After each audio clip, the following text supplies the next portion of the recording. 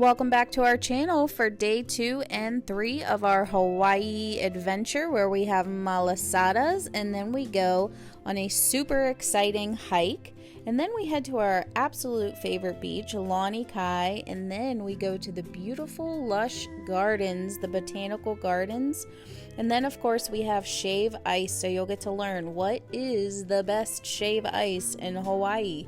And then we head to Disney's Resort in Aulani, and you can see how beautiful this resort is. And then we go to a extremely authentic luau, and you'll get to see all the food we ate and learn everything with us.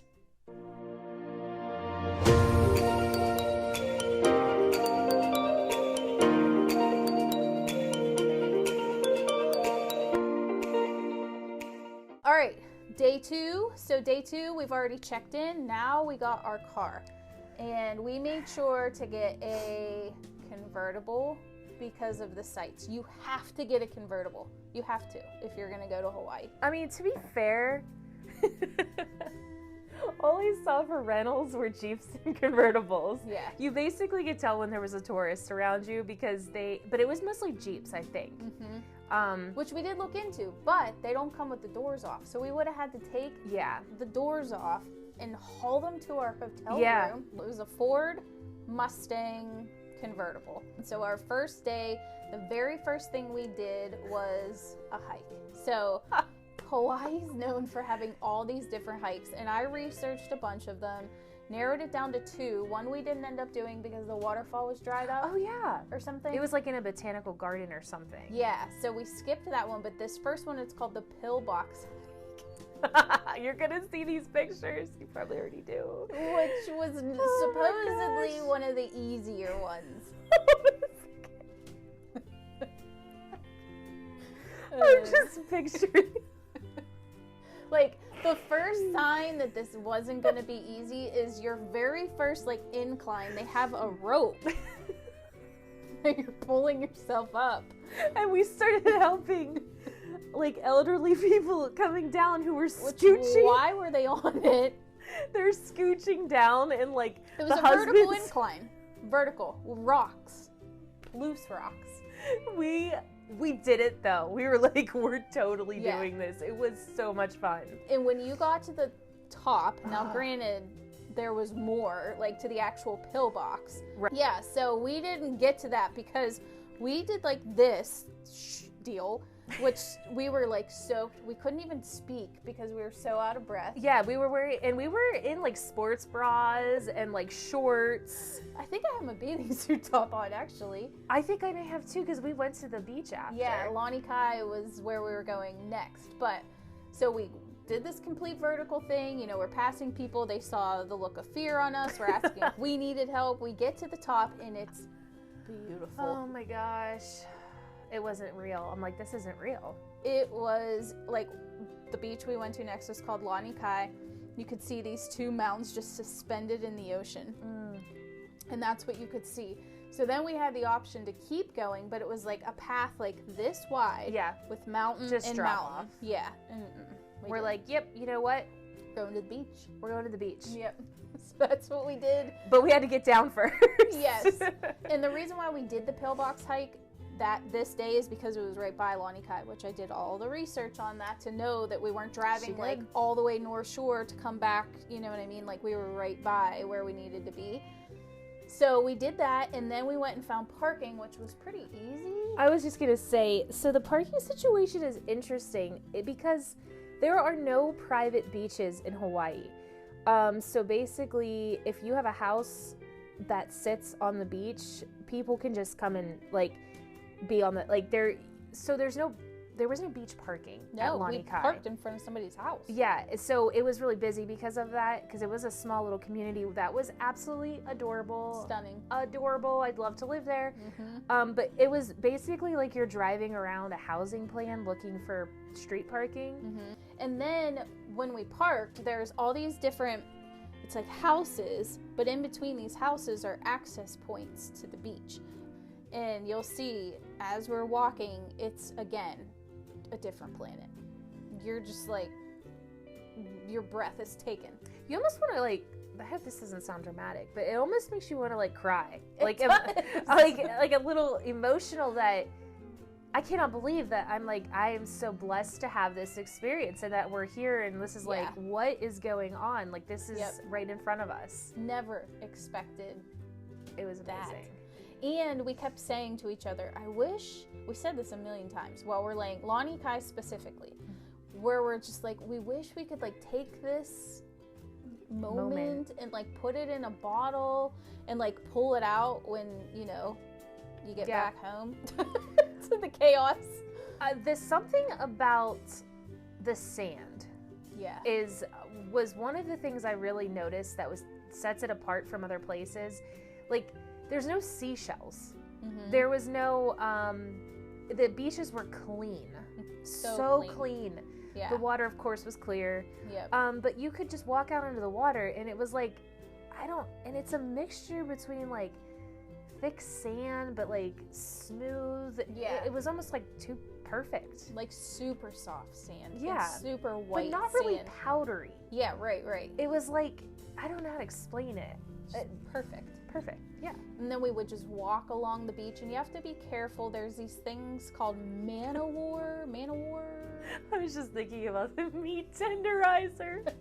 I forgot about this. Gina, tell them about the meat tenderizer because of her great research abilities. I found on a video, multiple videos, so good, to pack meat tenderizer. She had a bag that said meat tenderizer and she carried it with her. Because if you get stung by one of these, they're called man-o-wars. Man-o-wars. Okay, there are jellyfish that, no joke, they look like pot stickers, okay? Oh, yeah. It's a jellyfish that looks identical to a pot sticker, and they're see-through, but they have this long tail. And when they sting you, the tail wraps around and gives you a continuous sting. And they're all over the place. Well, there's different times of the year that they come out more, and like there will be signs at the beaches that say like there's a lot of these things. Which we did see at one beach, but not Lanikai. We did, but we did see one at Lanikai, and the guy that saved our life. I watched before we went there though to get meat tenderizer, and if you get stung by one of these things, you sprinkle meat tenderizer on it. So I brought it. Luckily we didn't need it, but fun fact, you could go watch that. Apparently it'll immediately take the sting away. Which I never knew was a thing.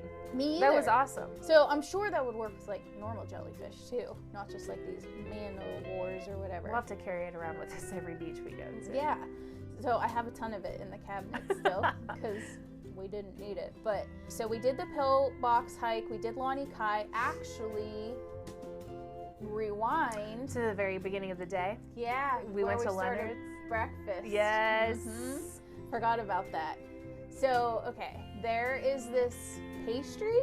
It's like I'd say a donut, but I don't want to say. It's more like a beignets than a donut. So it's a big circle. We have a picture here, and it's like a Portuguese donut, and they're called malasadas. So the famous place to get them in Oahu is called Leonard's Bakery, and they have lines, and it's kind of close to Waikiki, so that's why we started there before we. It was actually on the way, I feel like, to Lanikai. Like, it was really close. It was just right around the corner. I can remember the path of driving because we took the same path every morning. We did. Under the underpass. Yeah. And there's always a super long line, and again, same situation with parking, but we parked probably where you weren't supposed to in like a plaza nearby. And then we ran over. Something was broke though, so they only had 3 flavors. I remember that. But that's all you needed. It's like real pillowy, lots of air. Some people will say a donut, but it's not like a donut. It's more like a beignets, which to me a beignets is not like a donut, because donuts are real like heavy, greasy. Heavy is what I was thinking too. This was like light. Yeah. Oh, they were so good. I can remember the texture perfectly. It was like crispy when you bit into it, but then the air like pillowed. It was delicious. My favorite one, I think, was the one with the powdered sugar on it. Yeah.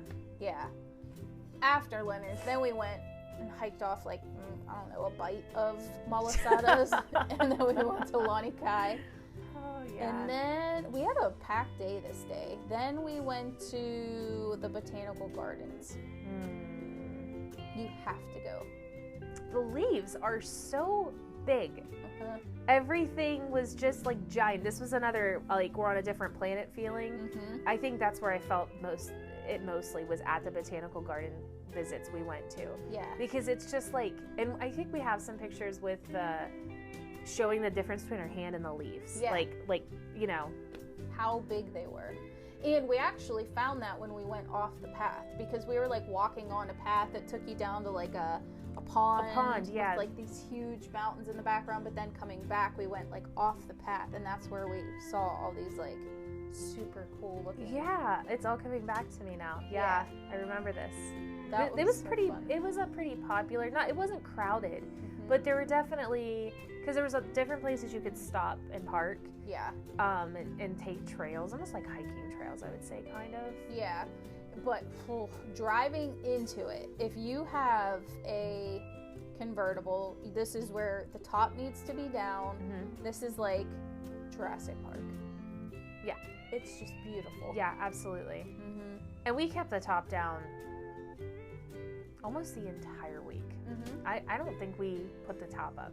No, because it didn't rain. We had beautiful weather. We went in the month of November. What else did we do that day? Okay, yeah, we went to the Valley of the Temples.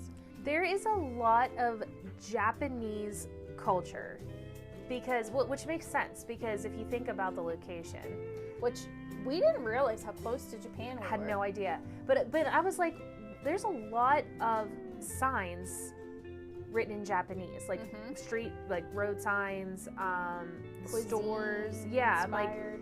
I mean, now looking back, it makes a lot of sense, but it's just not something I actually even thought about. So the Valley of the Temple Memorial Park is a replica of a temple in Japan, and it's fairly new though, from like 1963. And then it's kind of it sits back a little bit, the temple, but as you're walking up, you can hear a big bell being rang. And we're like, oh, that's really cool. So we get closer, and it was called the Peace Bell, and you can ring it. And so we got to do that, and it was awesome. I love learning about different cultures and stuff, and it was beautiful. I mean, you felt like you're in Japan. It's like all of a sudden, oh, I'm in Hawaii, and I'm in Japan. Like all this stuff with in the one mountains day. in the background. Yeah. It was awesome. We didn't record though a lot because you couldn't, obviously, out of respect, like when you're in the temple. Yeah. But we also got these fortune. Yeah. Where you could, I think, and we might actually have this backwards. So comment below. You paid, it was like $2, and then it was like this fortune, and then you could go hang it on the tree if you didn't want it to come true, or you kept it. Yeah. I can't remember. We kept them though. Don't you tie it on the tree? Yeah. Or something like but that? But we didn't tie ours on the tree. No, we didn't. Should we have? I don't remember. So comment below if you Yeah, know. help us out. Hopefully we didn't mess that up. Yeah. But that was beautiful too. Just like so fun. The koi ponds. Yes. That they had, like, beautiful seeing that. Now that's not like a super long stop.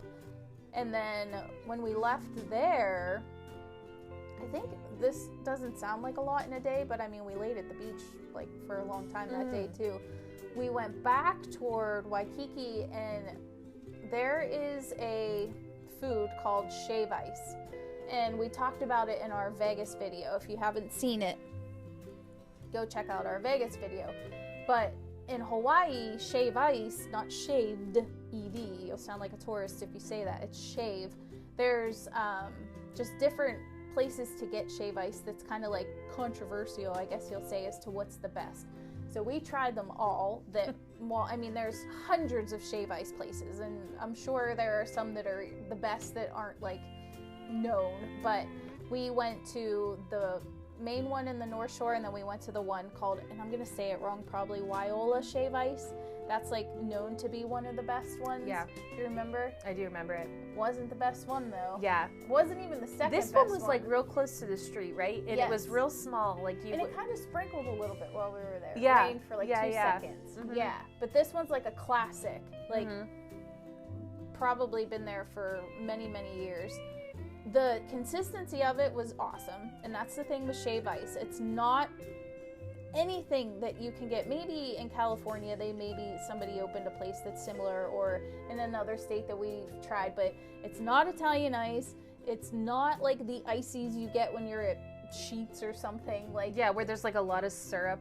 Yeah. Or like it's super thick syrup. It's literally like a snowball is what this is. It's like a block of ice and they're shaving it. Yeah. And there's a special machine that's really expensive to make it. So it's like my favorite thing on the planet. But we went to our very first shave ice try, and it was at this place, Wyola Shave Ice, before we then went back to our hotel, and I think we got shave ice again, to be honest, at what is the best.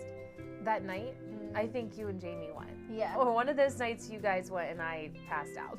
Because we ended up having the best, which I'll tell you now is called Island Vintage Shave Ice. By far, out of all the shave ice we had, it is number one, the best. I think we had it that night, and then I proceeded to have it every night that we were there, because it was in basically our hotel, just at the exit of the hotel, right? Yeah. There's like stores under all the hotels, so like wasn't owned by the Marriott, but so that was day 2. Okay guys, we're on day 3. It started like the other days. We go out on the balcony, check out the sunrise and the surfers.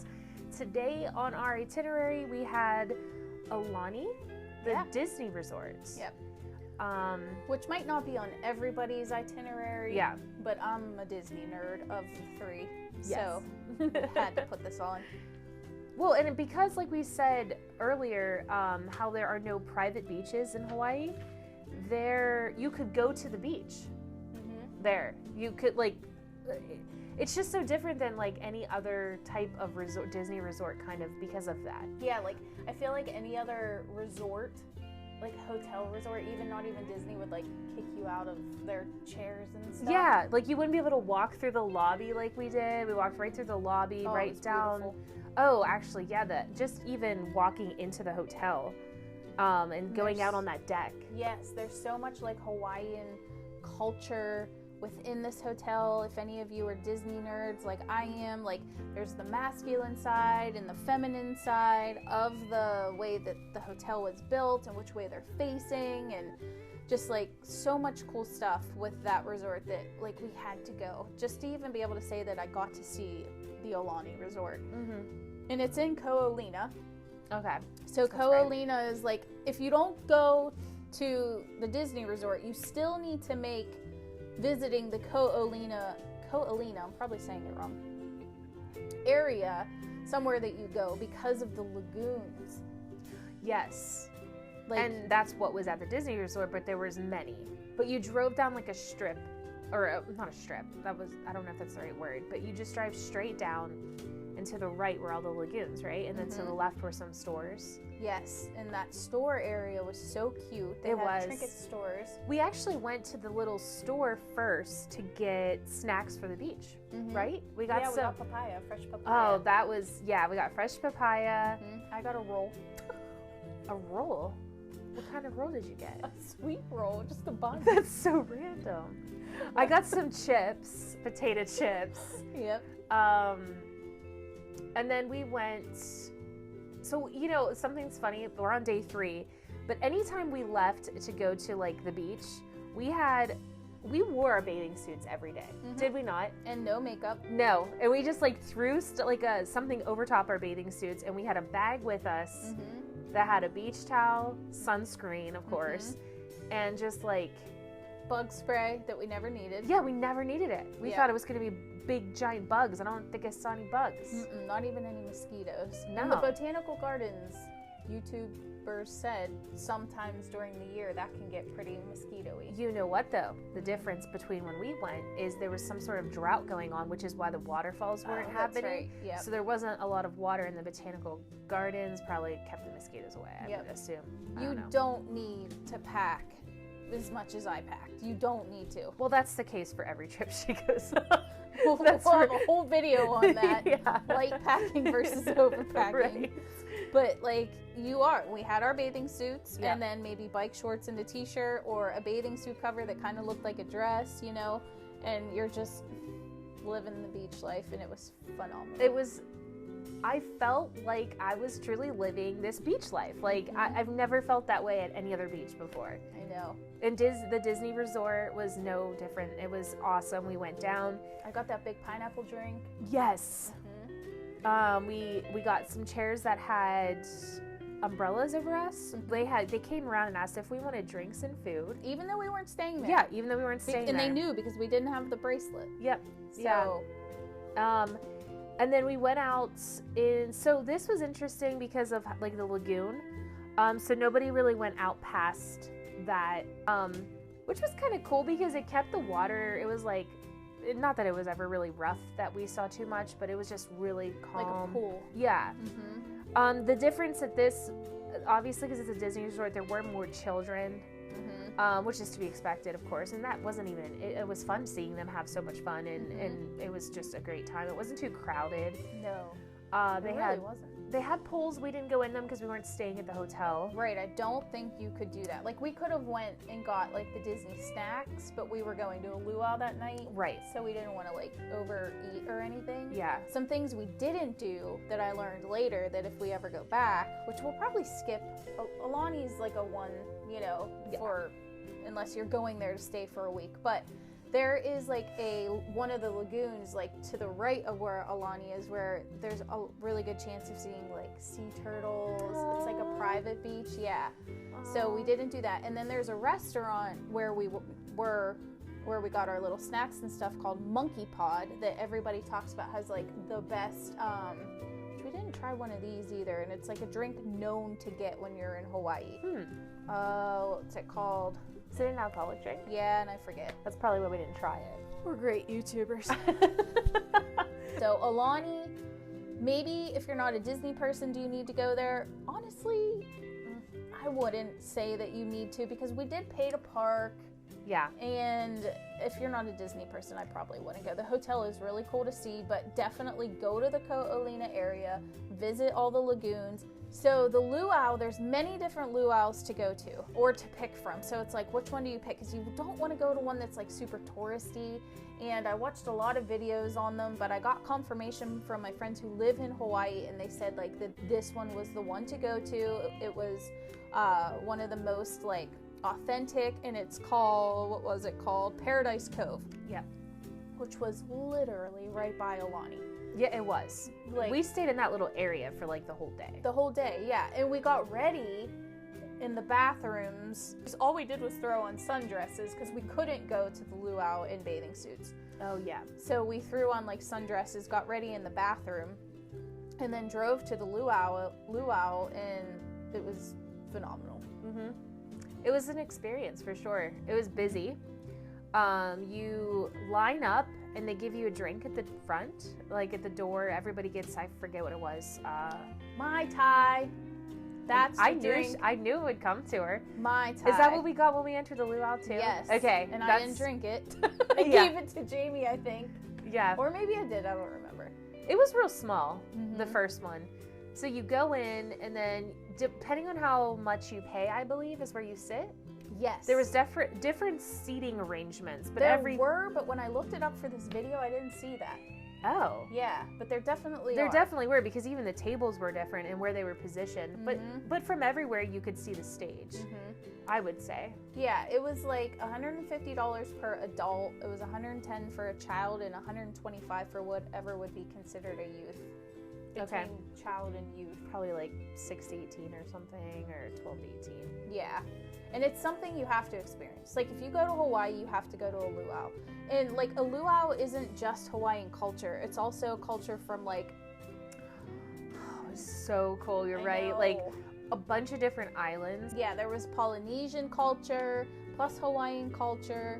And, like, the food was very legit. And it included a lot of, like, the staple foods, the Hawaiian foods. And that was actually something related to price as well. Like, if you paid a certain amount, they would serve you food, and then if you paid a different amount, you would have like a buffet style where they release the tables. Oh, okay. Remember that part? Yeah. Because we did the buffet. Yeah, the tables closest to the stage had like waiters and waitresses. Like they were VIP or something. Yeah.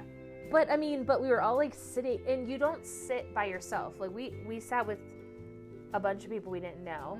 Which is part of the Ohana, Yeah. the whole experience, and it was like... And it was fun. Yeah, it was like fun. these ladies who were there for like, they were like us, but in Older. their 60s. Yeah, it was like, Still they were having traveling. so much fun. And there's so many like things to experience because you're learning about the cultures. So we had lei making, yeah, Which we did.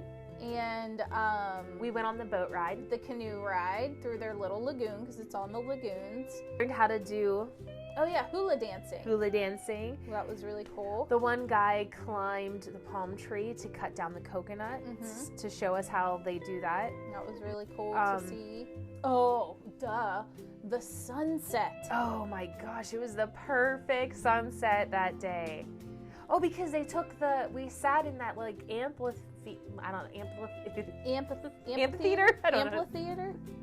That word, you guys know that I'm trying to say. That's like their underground oven cooking. And that's where they had the cooking of the pig. It was the ritual. And we got to watch them like take the banana, I think it's banana leaves, off of the pig and then lift the pig and like show everything. Because then part of the dinner was the kalua pork, which was the pig. And that ceremony is called, it's IMU ceremony. I don't want to say it wrong. But it's like a ceremony that they do as part of the culture. And we got to experience that. But as that was happening, the background was the sunset. Yeah, which they timed it that way.